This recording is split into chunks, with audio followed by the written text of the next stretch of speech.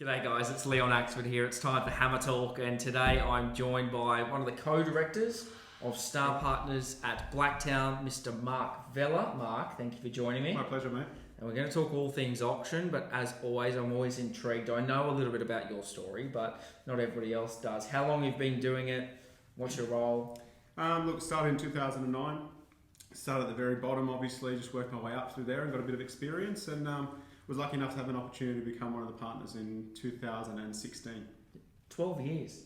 Yeah, 12 years. So you've seen a few cycles. Yeah, very much so. That's interesting. Okay, so 2009, let's go back to then, because we talk auction here. Mm-hmm. Blacktown, you were in the area. What was the predominant method of sale? Yeah, certainly private treaty at that point in time. I think we still had a very long way to go, even though we didn't realise that.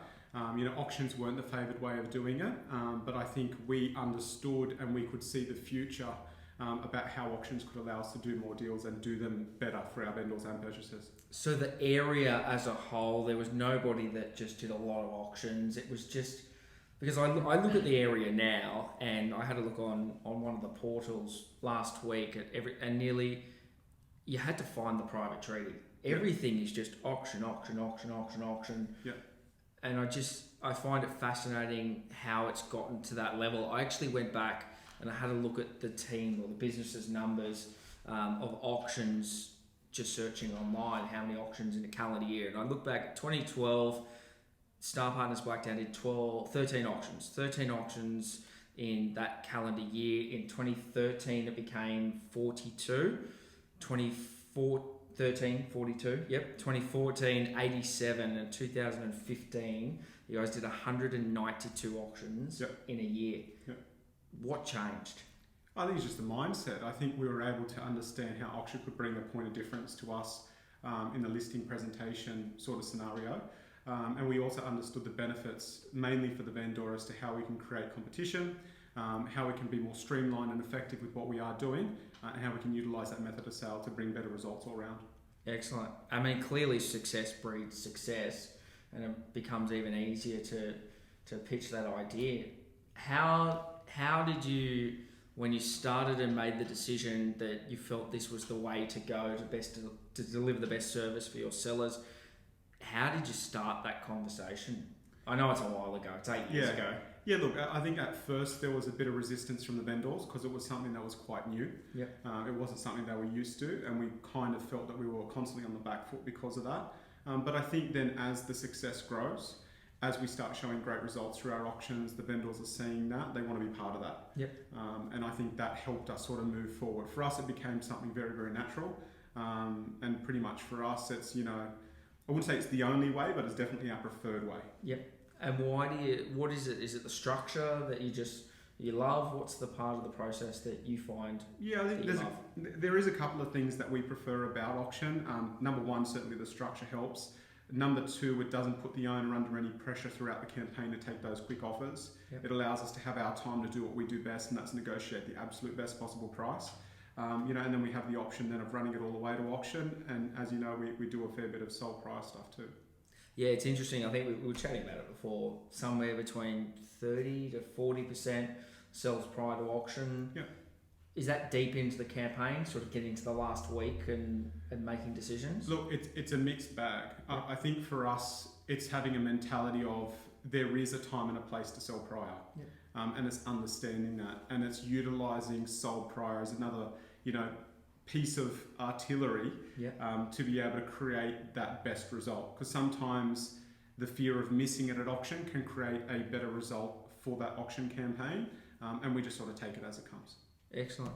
How do you feel like changing the mindset has changed your career? Oh, look, I think it just enables us to work more in unison with the vendor. I mean, the vendor's always about getting the best result. And if we firmly believe that this is the thing that's going to get them the best result, I think it's easy for them to see that. Yep. And you've been able to build profile off the back of it? Yeah, for sure. I mean, you're always going to get those, brilliant sales that are going to go, 100, 200, 300 grand above. And they're great profile builders for us. But I think just having a structured way of doing it where we can maintain professionalism, we can keep our eye on the prize, which is to create buyer competition and get excellent results. That speaks volumes in itself. And we look back to when you made the decision to change, and the fact that the area was, for lack of a better term, back in 2012, it was juvenile to the process, is probably the best way to put it.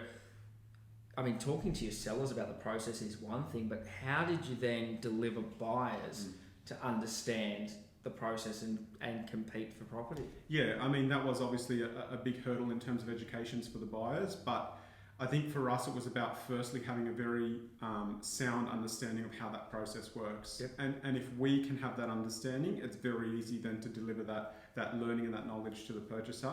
And to their credit, mate, they just ran with us and they would understand. And we've always been about delivering great service to everybody that's involved in our campaign, both the seller and the buyer.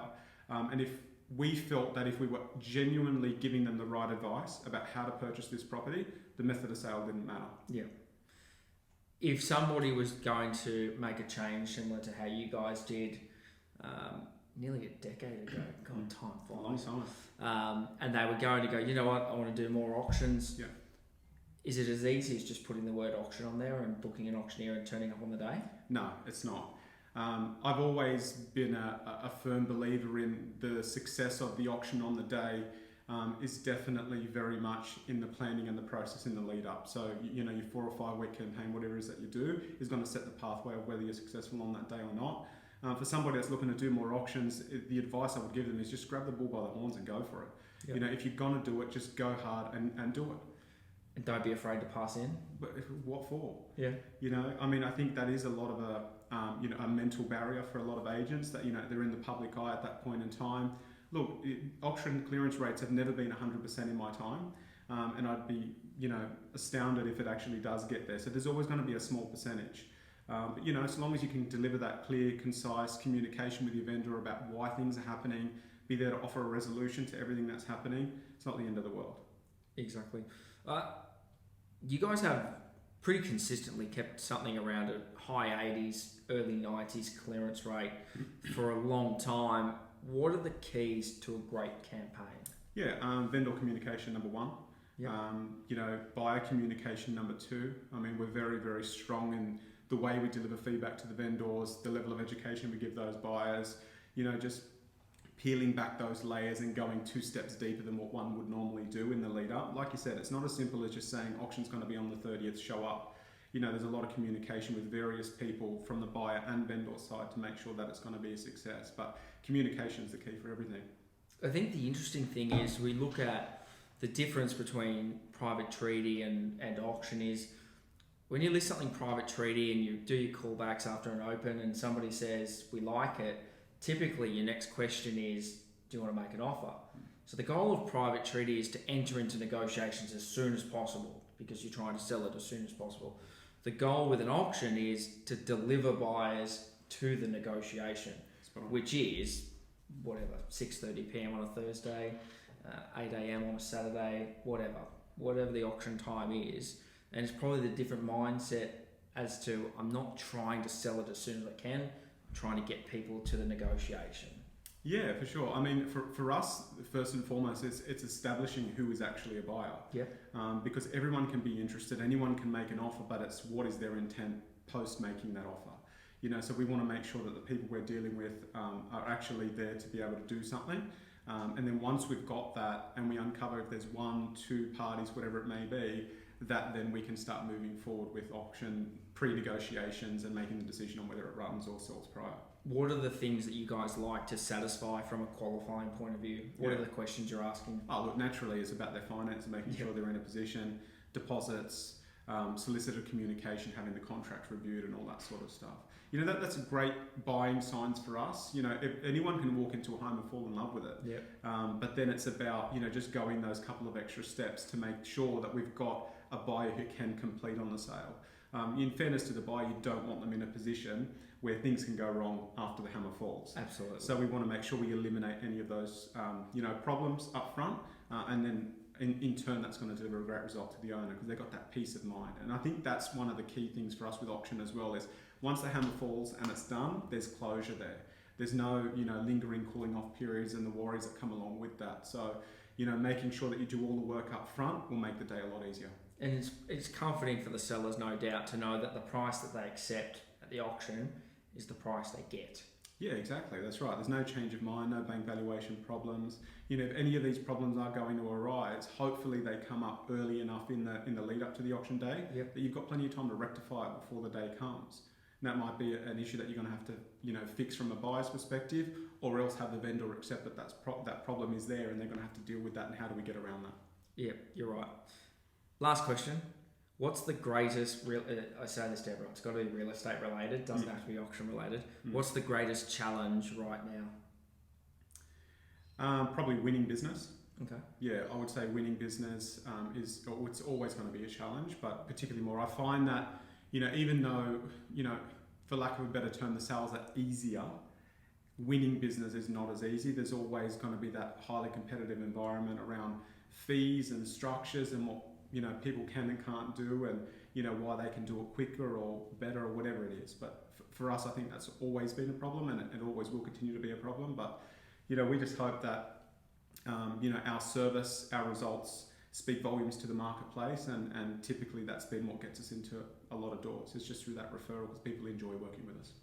Perfect. Mark, thank you very much for joining me. It's my pleasure, mate. Mark Vella from Starr Partners at Blacktown. We'll see you all soon. Thanks, guys.